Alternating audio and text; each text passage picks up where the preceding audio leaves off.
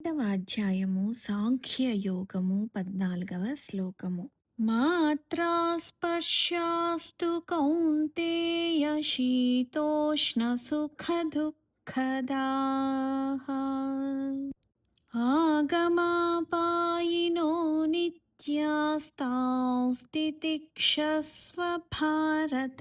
పర్యం. ఓ కౌంతేయ, విషయేంద్రియ సంయోగము వలన శీతోష్ణములు సుఖ దుఃఖములు కలుగుచున్నవి. అవి ఉత్పత్తి వినాశశీలములు, అనిత్యములు కనుక వాటిని సహింపుము అనగా పట్టించుకొనకము. మన ఇంద్రియాలు అనగా కళ్ళు, చెవులు, ముక్కు లాంటివి వాటి అనుకూలమైన విషయాలపై ఎక్కువగా ఆకర్షింపబడతాయి. కళ్ళు ఏవైనా మంచి దృశ్యాలను చూసినప్పుడు చాలా ఆనందానికి గురవుతాయి. అలాగే చెవులు మంచి శబ్దాలను విన్నప్పుడు లేదా మన గురించి ఎవరైనా చాలా బాగా మాట్లాడినప్పుడు, మెచ్చుకోలుగా మాట్లాడినప్పుడు ఆనందపడతాము.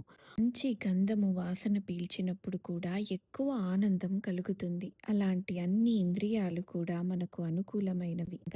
ఇష్టమైనవి పొందినప్పుడు సంతోషాన్ని పొందుతున్నాయి. అలాగే ప్రతికూలమైనవి అనగా ఇష్టం లేనివి కలిగినప్పుడు దుఃఖాన్ని పొందుతున్నాయి. సంతోషము ఎక్కువగా అయినప్పుడు దాన్ని మనము హర్షము అని, అలాగే దుఃఖము ఎక్కువగా అయినప్పుడు దాన్ని మనము శోకము అని పిలుస్తున్నాము. అనగా ఇంద్రియాలు మరియు వాటి విషయాల సంయోగాల వలన ఈ హర్షము, శోకము అనునవి కలుగుతున్నాయి. ఇవి కేవలము అశాశ్వతమైనవని భగవంతుడు తెలియచేస్తున్నాడు. మనము వీటిని అనగా ఈ రెండింటిని సహించడానికి ప్రయత్నించాలి. ఈ రెండింటిని సమాన స్థాయిలో భావించే స్థితికి చేరుకోవాలి. ఇది సిద్ధాంతరీత్యా చెప్పడం చాలా సులభం, కానీ ఆచరణలో చాలా కష్టమైన పని. ఒక రోజులో, 2 రోజుల్లో కాకుండా నిరంతర ప్రక్రియ ద్వారా మనము ఈ స్థితిని చేరుకోవచ్చు. ఇదే భగవద్గీత మనకు బోధిస్తుంది. 15వ శ్లోకము. యం హినౌ యథయంత్యేతే పురుషం పురుషర్షభ సమదుఃఖసుఖం ధీరం సోమృతత్వాయ కల్పతే. పర్యము.